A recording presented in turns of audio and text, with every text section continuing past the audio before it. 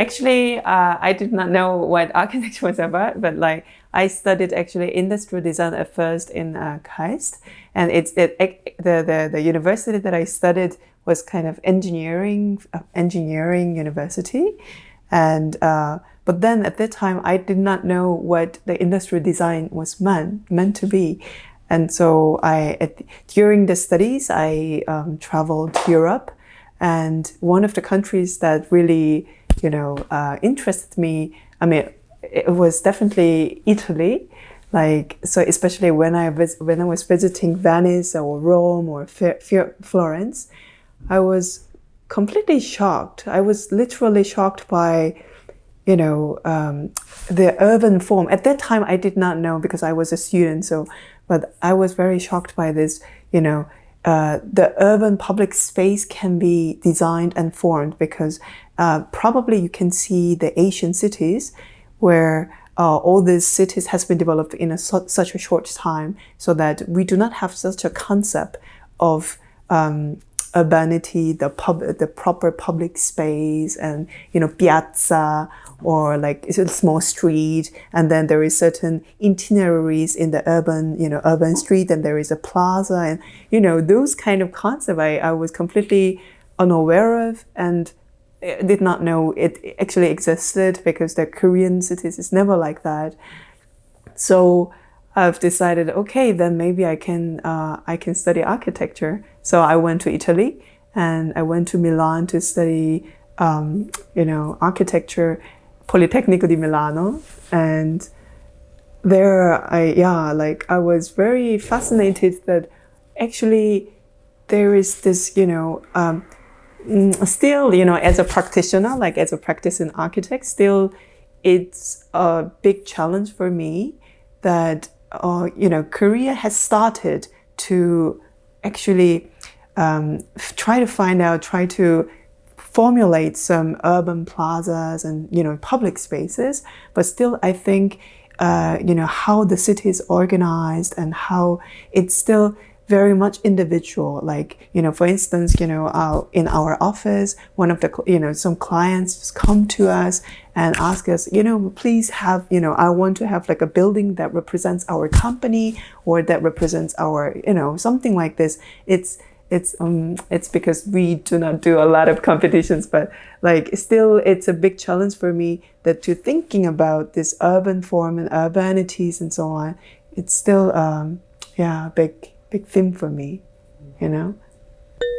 I don't know if I feel actually the origin as an identity, I don't know, but I feel that, for instance, I feel very comfortable when I encounter like the Korean mountains or something, like, and actually I think architecture itself is very much related to the topography, and then of course the context and the site is like obvious, but then so when you think of, for instance, Europe, where I was educated, and, for instance, Korea, then I think the topography itself is totally different.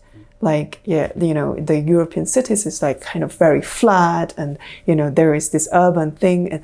But in Korea, well, I think traditionally it was totally different settings. And like in the urban cities, like we try to, during the modernization period, we try to mimic, how the urban settings was settled in Europe, in Japan, and in Korea. So I think we are still on process of searching for the identity, I think. So, but obviously, as you can see in K-food, K-pop, or K-culture, K-cinemas, there is a very strong identity, but in architecture, we need to find that out, I think, not only in the context of nature, but also in the context of modern city, I think. Because, when you place, for instance, massing like, buildings in the nature, in the natural mountains or something, then the attitude is totally different when you encounter your buildings in the urban context. And also in Korea, there are many, many satellite cities. So you just build one whole big city. that's quite common in Korea. So if you go to Sejong City, for instance, that's your new capital for the presidency. So there are all these government buildings and everything, but then the city is just built within 10 years. It's like the whole city is built. And if you go to Gyeonggi-do, there are a lot of satellite cities because it's quite near to the capital city Seoul. So because of that, there are all these residential boxes and all these residential buildings. So in that case, then it's really completely tabula rasa, that there is nothing there, there is no context, and then you start to build your cities. But then how do you do that? How do you actually form the whole thing? That's, I think, very important thema and to deal with, I think. It's but then still, when we encounter such a theme, then we need to think, then what's actually those items that we need to think of, like when we build the identity, like the Korean identity, which I don't know still the answer, but in the progress of maybe searching for it. Yeah. Obviously Byung. Yeah, like he has influenced me quite a lot. Because he's but like this is quite interesting thing, because although he says that I'm a partner of this office, I also try to find out like what is my own identity, and I want to find my own identity in my own language, but like I am very much influenced by what Byung thinks in terms of like how to deal with the land, and how to deal with the materialities, and some at a certain point Byung mentioned about this aesthetic, but like he tries to find out what the Korean aesthetic different from the Chinese one, Japanese one, like comparatively. And when you talk about those themes, then he tries to find out the origins of philosophy, for instance, Taoism or something. And I would say that I am very influenced by this, and also at the same time that the way that we deal with those materialities and the space organizations, we are very pragmatic in some way. So pragmatism in a sense that like it has to be very easy to construct, so the constructabilities and those things is like executively important, because it's something that we build. So like the form, like really organic forms, I mean it can be the part of the concept that we might develop during the phase of project, but it's never in the first place. We are very pragmatic in that sense. Our office is very pragmatic in that sense. So I think this kind of attitude influenced me a lot to think about, my own path, I think, and my own identity that I'm trying to formulate. I'm struggling to formulate. I lived in Berlin working for Jihyun, like another Israeli architect. And while I was staying there, I really liked the architecture of Han Xiaohong. You know Han Xiaohong, the German architect. No, he built a Berlin Philharmonic. You know that building, right? Yeah, and then there is also another building, which is the Berlin Library building in front. So when you see those buildings, then it's the part of the urban scenery. It's not the building. It's so big because normally the building wants to distinguish itself from the nature. So which means that we use the straight lines, and but the nature never does that, right? The nature is always as they are, but for the human beings always use these lines. But then if you look at those architectures, the Philharmonic Orchestra and then the library, then it's almost embedded to the urban scenery. And so if you see the elevation of the building, then it looks like that. And I was so moved by those attempts. And especially if you get into the space inside of Berlin Philharmonie, then you feel as if you are in the forest, which was architect's intention. The architect intended that one feels as if you are inside of the forest, and then when you're at a certain point of the forest, then you are kind of like surrounded by this beauty of the sound. And that was the intention of the architect. And so the human settlement is almost gone, and you are really in the nature. Obviously, this kind of, I don't know, but I thought that it was such a interesting idea, like, try to mimic those gesture or the form of the natures. Obviously, it was influenced by this European organic, like, how do you say, so organic landscaping architecture. So, but then, yeah, I think I really like those attempts, and I'm very inspired by it.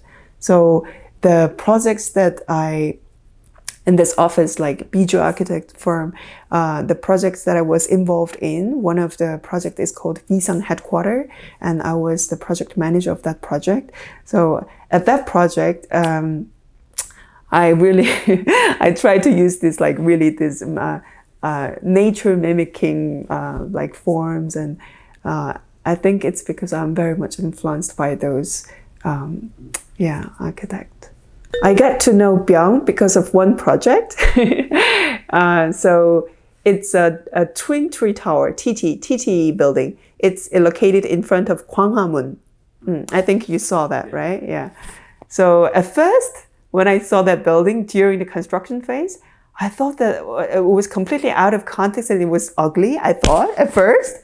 But then after it was built, I was completely shocked by actually the beauty of the building. It's later I got to know that it was designed by an architect called Byung Soo-jo, and then because I was so amazed by this effect of the fins. So first, like, when you see this building in the distance, then it looks very transparent. But when you approach to the building, then it has, like, it really eats you because it looks like a solid trunk of trees.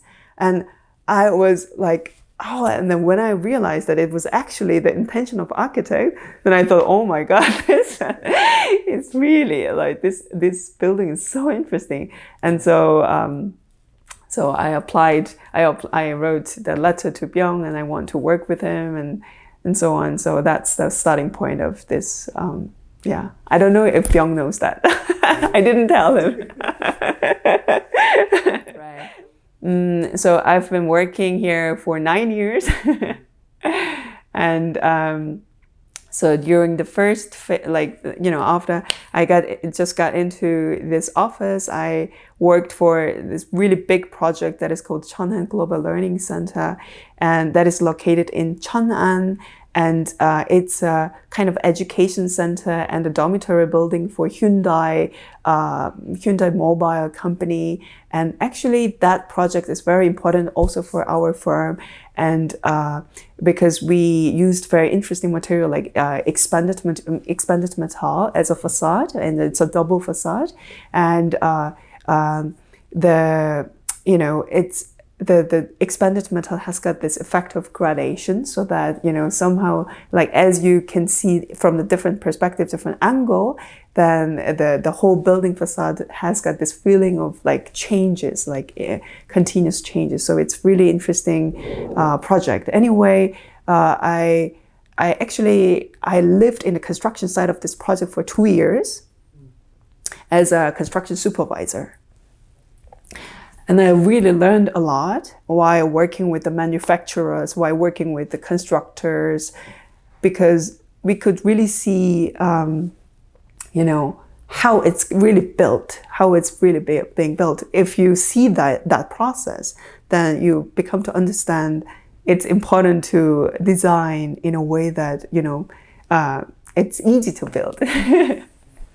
So it was just such a important and valuable experience for me, like while I was working for that particular project for 2 years in the construction site.